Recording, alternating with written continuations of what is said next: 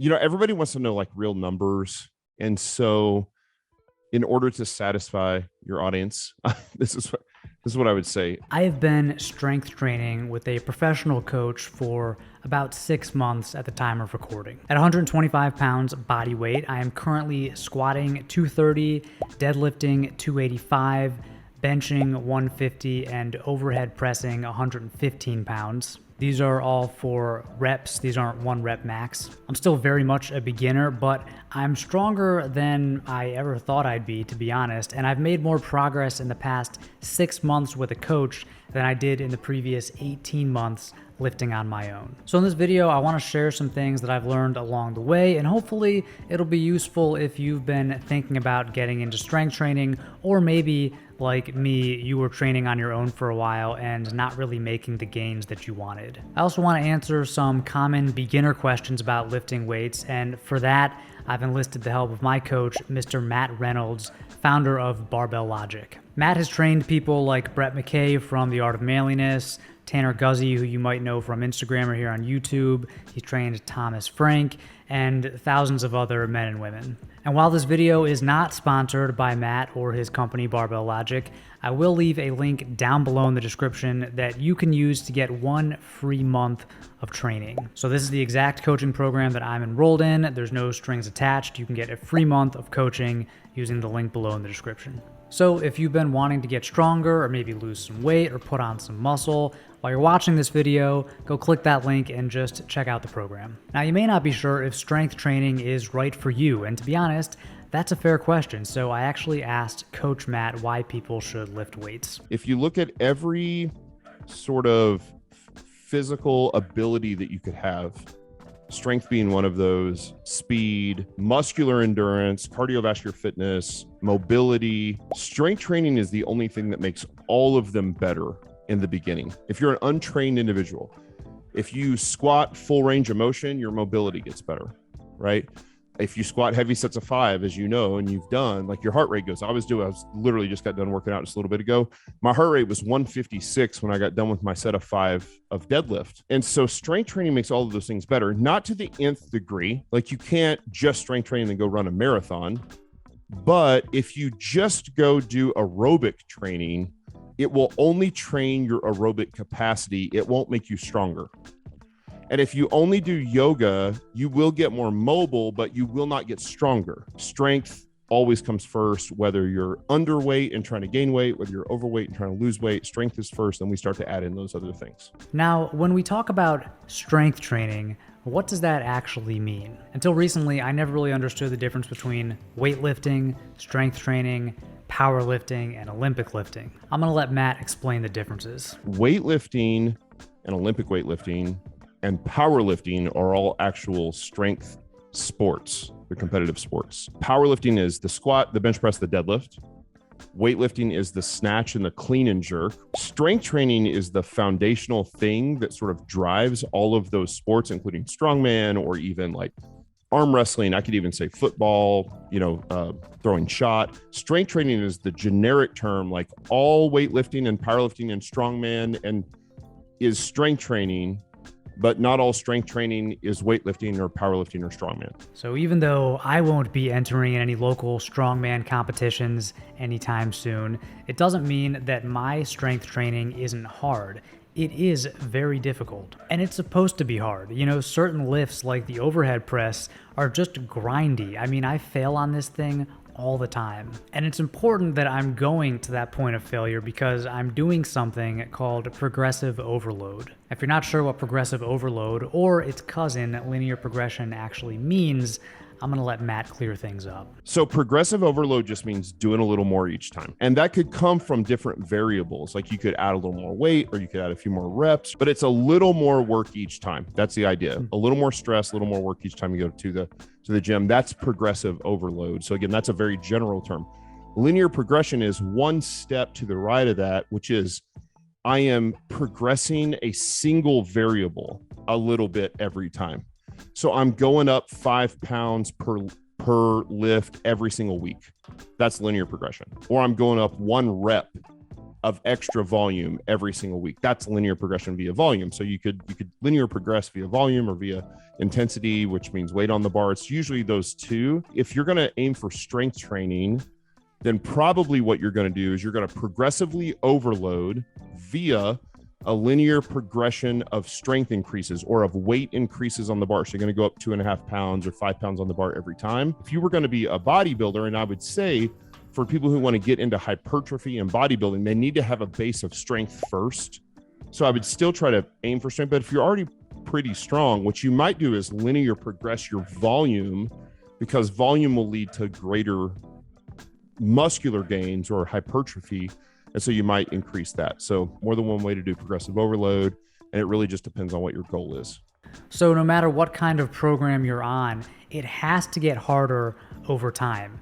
If it doesn't, you're not going to get anywhere. You're not going to get stronger. Your muscles aren't going to get any bigger. So this means that those really tough days are good. Failure isn't necessarily bad. One weird thing I've noticed though is I never really know how I'm going to feel in the gym until I'm there actually lifting. Like sometimes I can get a great night's sleep, I'm hydrated, I'm caffeinated, and I'm doing my deadlifts and it feels like the weight is just bolted to the ground. Other days I go in with low expectations because I didn't sleep well and I end up setting a new PR. So there is an element of randomness to it, and it's honestly as much of a mental game as it is a physical one. But over the long run, if you keep doing progressive overload, you will get stronger, your muscles will get bigger. And that leads us to an important question. How strong do you need to be? You know, everybody wants to know like real numbers. And so in order to satisfy your audience, this is what I would say. You know, I think a double body weight squat is great. A body weight press, you know, a 1.5x body weight bench press, and probably a 2.5x body weight deadlift. Those are all pretty good places to be. But then there's also sort of like for the modest man who tends to be a smaller body weight guy, a 150-pound guy maybe, then I think that there are also some strength minimums. Like you should be able to squat 315. That's strong. 315 for a smaller person is strong.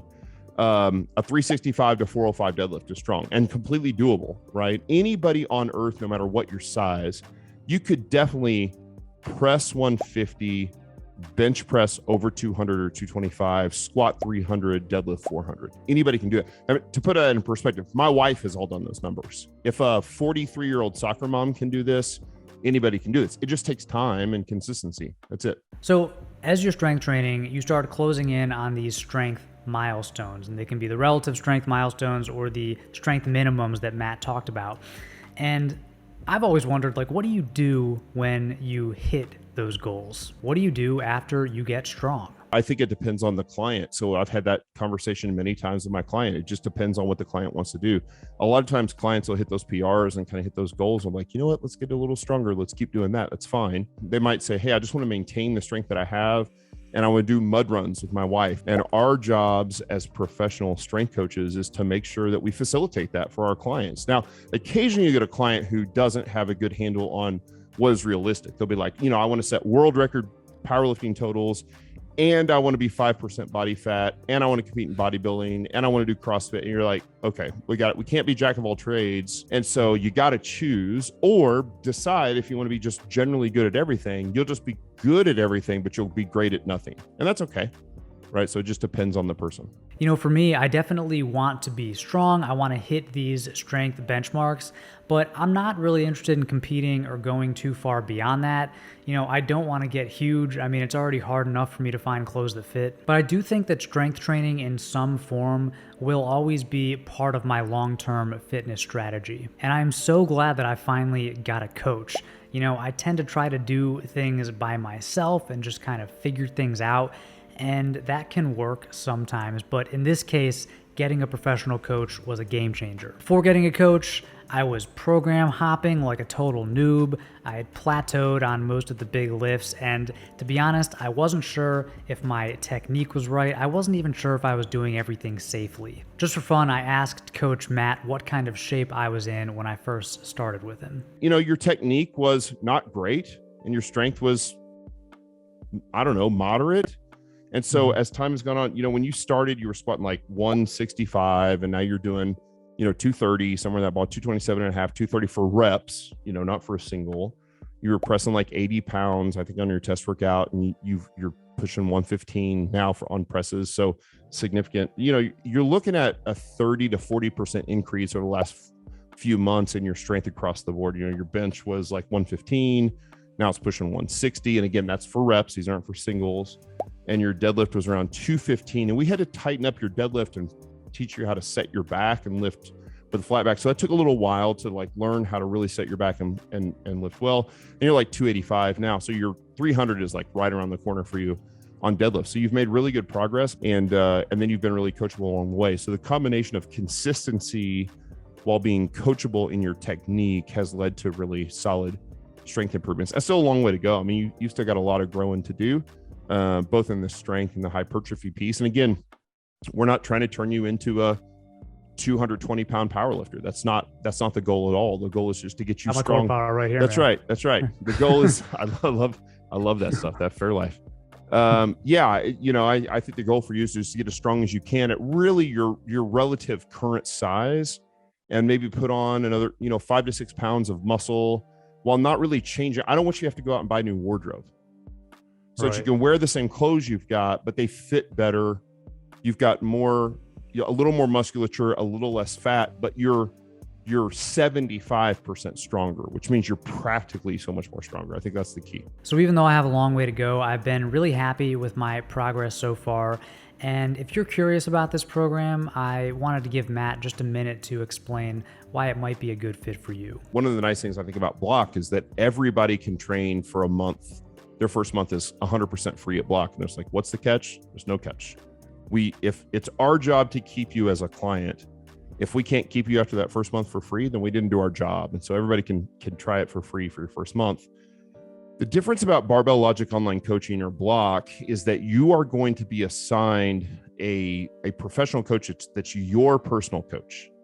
And they are going to program for you personally, which includes all of the crazy life stuff that you have. And so those free programs online, or even if you pay for a template, $50 for a program, it doesn't take into account, your kid was up all night sick and kept you up. You go on vacation for a week. What do you do if you have a template? Like, now you're behind. So one is the programming is truly personal. We don't use templates at all. And then two, the main thing is that our coaches are the best of the best coaches in the world. I mean, they're the most sought after, certified, educated, professional barbell coaches on the planet.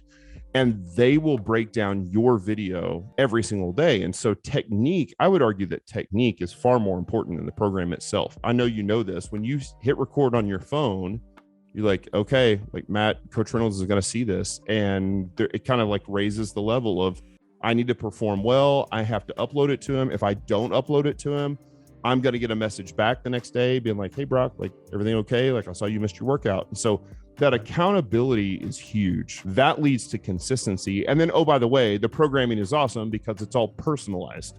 So we don't just take cookie cutter programs and give it. So that's why I think Block is such a success and is so effective for our clients, which is really what we're looking for. Personally, I can say that if I did not get a coach, if I didn't have some accountability to actually get to the gym and get through these workouts, I probably would have given up by now, especially as life has gotten a lot busier with a little baby at home. I've made more progress in the past 6 months with Barbell Logic Online Coaching than I did in the previous 18 months lifting on my own and just finding random programs on the internet. I also feel confident that I'm training effectively and safely, and I'm not just wasting my time. And I've gotten a couple small gains, and it feels pretty good. It feels good to be a little stronger. It feels good to fill out my clothes a little more. So if you're interested in doing the same thing, again, click that link down below in the description and consider doing a 1-month free trial of this coaching program.